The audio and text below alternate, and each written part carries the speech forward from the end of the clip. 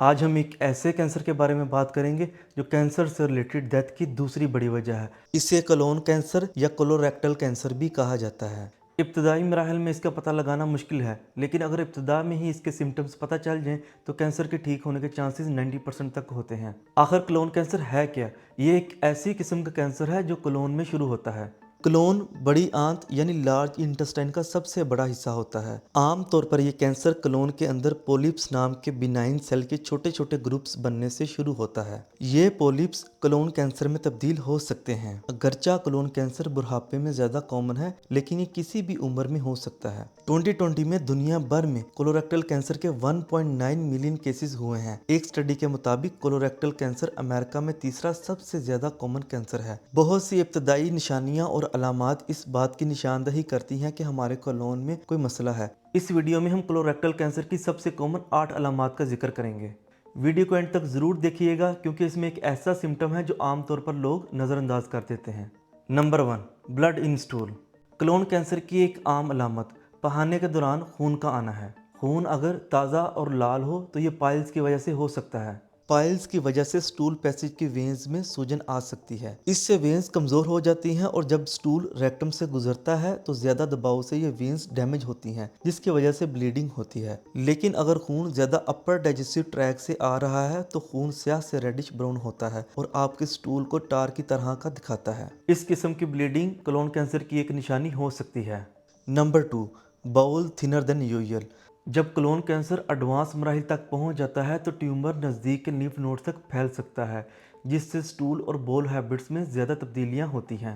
Stool का पतला होना, खास करके पेंसिल की तरह बारीक होना, यह दिखाता है कि ट्यूमर इंटेस्टाइनल टिश्यू की लेयर में डीपली फैल चुका है। ट्यूमर की वजह से पार्शियल या कंप्लीट बाउल ऑब्स्ट्रक्शन होता है। कभी कभार आने वाले पतले स्टूल्स को परेशानी की बात नहीं समझना चाहिए, लेकिन अगर ये हालत एक हफ्ता से ज़्यादा तक रहती है तो आपको इसके बारे में डॉक्टर से ज़रूर कंसल्ट करना चाहिए। नंबर 3, अनीमिया या फिर हीमोग्लोबिन लेवल का कम होना। कोलोन कैंसर में ट्यूमर्स कुछ खास केमिकल रिलीज करते हैं जो न्यू ब्लड वेसल्स की फॉर्मेशन को स्टिमुलेट करते हैं। जब ट्यूमर साइज बढ़ने लगता है तो ये ब्लड वेसल्स फट सकती हैं और रेड ब्लड सेल्स डैमेज होते हैं। ब्लीडिंग के नतीजे में आयरन की कमी या अनीमिया होता है। अगर खून में आयरन का लेवल ज़्यादा हो जाए तो आसपास की इन्फ्लेमेशन आयरन मॉलिक्यूल्स को इम्यून सेल में ट्रैप कर लेते हैं। जब तक इन्फ्लेमेशन बनी रहती है आयरन की अवेलेबिलिटी कम हो जाती है, जिसकी वजह से अनीमिया की डेवलपमेंट होती है।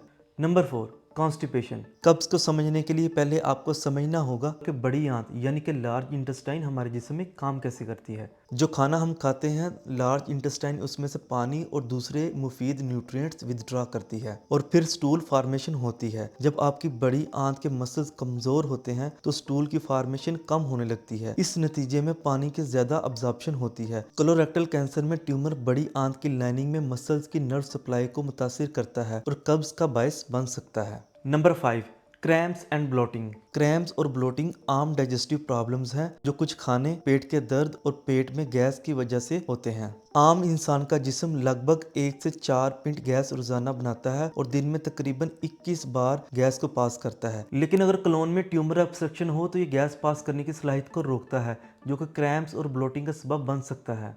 Number 6, unexplained weight loss. Cancer से रिलेटेड वजन कम होने में कई फैक्टर्स शामिल हो सकते हैं। कैंसर सेल्स को नॉर्मल सेल्स से ज्यादा एनर्जी की जरूरत होती है, जिसकी वजह से आपका जिस्म, चाहे आप आराम में हो या काम में, नॉर्मल से ज्यादा कैलोरीज बर्न करता है। जब आपका इम्यून सिस्टम आपके जिस्म को कैंसर से बचाने की कोशिश करता है तो साइटोकाइन प्रोडक्शन भी बढ़ जाती है। साइटोकाइंस इन्फ्लेमेशन को ज्यादा करता है, मेटाबॉलिज्म को आल्टर करता है और हार्मोन्स को इंटरफेयर करता है जो भूख को कंट्रोल करते हैं, जिसकी वजह से और भी वजन कम हो सकता है। Number 7, fatigue. कोलोन कैंसर के मरीज थकन और हमेशा कमजोरी को महसूस करते हैं। हाँ, ज्यादा मशक्कत या नींद की कमी के बाद थकन महसूस करना आम बात है, लेकिन कैंसर के मरीजों में अच्छी नींद के बाद भी थकन बरकरार रहती है। आपको जहनी, जिस्मानी और जज्बाती तौर पर ज्यादा थकन महसूस होती है। ये शायद कैंसर सेल का एक्स्ट्रा एनर्जी इस्तेमाल करने और डाइजेस्टिव सिस्टम के मसाइल की स्ट्रेस की वजह से भी हो सकता है। नंबर 8, फीलिंग एज थो द बोल इज नॉट एम्प्टी। ऐसी फील आना कि जैसे पेट अभी खाली